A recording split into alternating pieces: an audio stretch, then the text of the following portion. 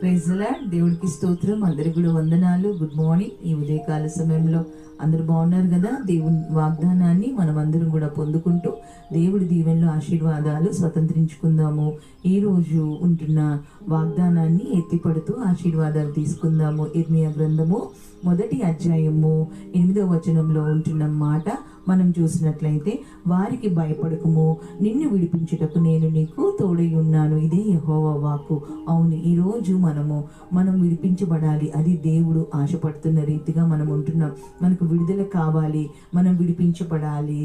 అవును, ఒక పూట వెళ్ళిపోయిన తర్వాత, ఒక పూట ఇంట్లో ఉంచి వెళ్ళిపోయిన తర్వాత వారి ఇంట్లో ఉంటున్న ఒక పప్పిని కట్టివేసి వారు వెళ్ళిపోయారంట. అప్పుడు ఏం జరిగిందంటే, అది ఆ తర్వాత మళ్ళీ ఆ పూట ఒక ఈవినింగ్ అయిపోయాక వచ్చినప్పుడు దాన్ని విప్పినప్పుడు అది ఎంత సంతోషంగా గంతులేస్తూ మీద దూకుతూ చక్కగా నాకేస్తూ దాని ఆనందాన్ని అవధులు లేనంతగా అది ఎగిరిపడుతూ మరి దాని సంతోషాన్ని వ్యక్తపరిచిందంట.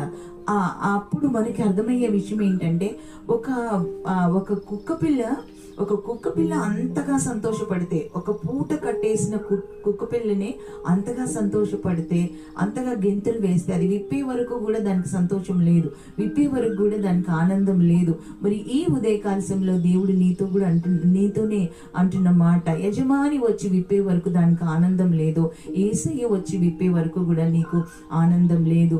ఆయన విడిపించే దేవుడై ఉంటున్నాడు. యేసు రక్తంలో విడుదల ఉంది, యేసు నామంలో విడుదల ఉంది.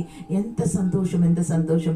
ఆ ఒక జంతువుగా, ఒక మూగజీవిగా ఉంటున్న ఆ కుక్కపిల్ల ఎంత ఆనందపడుతుంది. మరి పరమ తండ్రి నీ దగ్గర నుంచి కూడా అలాంటి ఆనందాన్ని ఆయన కోరుకుంటున్నాడు. నువ్వు ఆనందించాలి, నువ్వు సంతోషించాలి, నీ సంతోషాన్ని పోగొట్టుకోవద్దు, నువ్వు బంధించబడద్దు, నీవు బంధించబడకుండా ఉండకూడదు అన్నది ఆయన కోరిక ఉంటున్నాడు.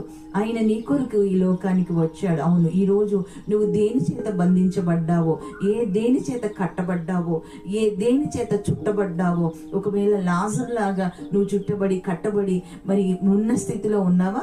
చనిపోయిన లాజర్ని ఆయన బయటికి రా అంటే వచ్చిన దేవుడై ఉంటున్నాడు, విడుదల ఇచ్చిన దేవుడై ఉంటున్నాడు. అవును, విడిపించడానికి ఆయనకు మరణం కూడా ఆయనకి అసాధ్యమైంది ఏది కాదు. ఈ రోజు నీకుంటున్న బంధకం అది ఎంత పెద్దదైనా, ఎంత బలమైందైనా, ఎంత ఘోరమైందైనా ఆయన విడిపించే దేవుడు. నన్నెవరు విడిపిస్తారు, నాకెవరు ఉన్నారు, నన్నెవరు పట్టించుకుంటున్నారు అనుకుంటున్నావేమో.